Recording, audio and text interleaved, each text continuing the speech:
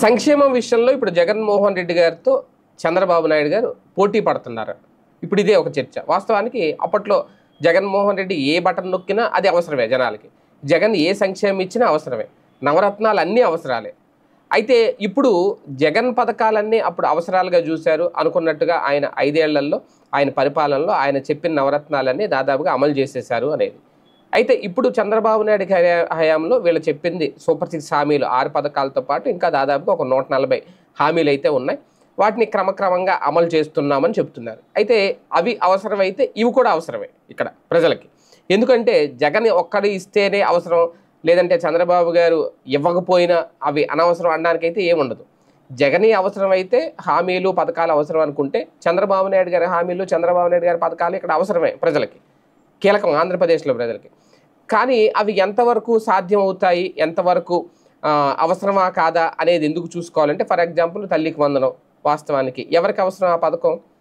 ప్రభుత్వ స్కూళ్ళల్లో చదివే వాళ్ళకి అప్పుడు అమ్మఒడి అనే కాన్సెప్ట్ తీసుకొచ్చిన, ఇప్పుడు తల్లికి వందనం అనే కాన్సెప్ట్ తీసుకొచ్చిన ప్రభుత్వ స్కూళ్ళల్లో చదివే విద్యార్థుల తల్లిదండ్రులకు ఒక ఆసరాగా ప్రభుత్వం ఇచ్చే ఒక సాయం అది.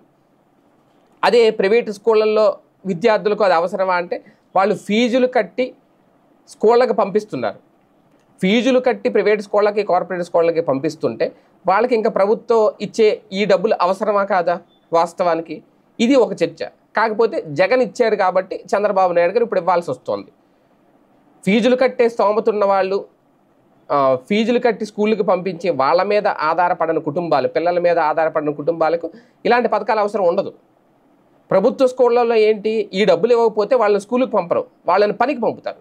వాళ్ళని పనికి పంపకుండా బడికి పంపాలి అంటే ప్రభుత్వం నుంచి ఎంతో కొంత సాయం అందాలి. అది ఇక్కడ అవసరం.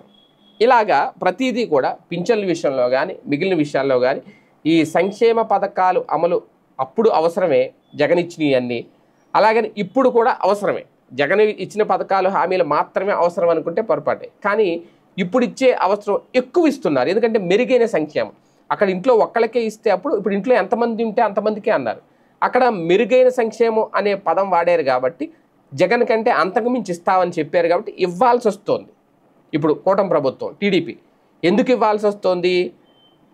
జగన్కి ధీటుగా మేము ఇచ్చాము అని రేపు పొద్దున చెప్పుకోవాలి ఎన్నికలకు ముందు. కేవలం ఆ ఒక్క మాటకి కట్టుబడి ఇప్పుడు కూటమి ప్రభుత్వం ఇస్తోంది. కానీ ఇది ఎంతవరకు ఇంతకుముందు వాళ్ళు చేసిన ప్రచారాలతో పోలిస్తే కరెక్టు అనేది. ఎందుకంటే ప్రజలకి పథకాలు ఇవ్వద్దు అని ఎవరైతే చెప్పరు. కానీ వాళ్ళే అన్నారు కదా, గతంలో జగన్మోహన్ రెడ్డి ఇచ్చిందే వల్లే శ్రీలంక అయిపోద్ది, వెనిజులా అయిపోద్ది, సోమరపోతులు అయిపోద్ది ప్రజలని ఇదే కూటమి ప్రభుత్వం, ఇదే పార్టీలు ప్రచారం చేసి అప్పుడు ప్రతిపక్షంలో ఉండి ఇప్పుడు మేము అంతకు మించి ఇస్తున్నాము అని చెప్పుకోవడం అంటే అంతకు మించి రాష్ట్రాన్ని అలా చేస్తున్నాము అనే దానికి అర్థం. అంటే జగన్ ఇచ్చింది అవసరమైతే ఇప్పుడు వీళ్ళు అంతకు మించి ఇచ్చేది అవసరమా కాదా అనేది ఇప్పుడు ఒక పెద్ద చర్చ అయితే మొదలైంది.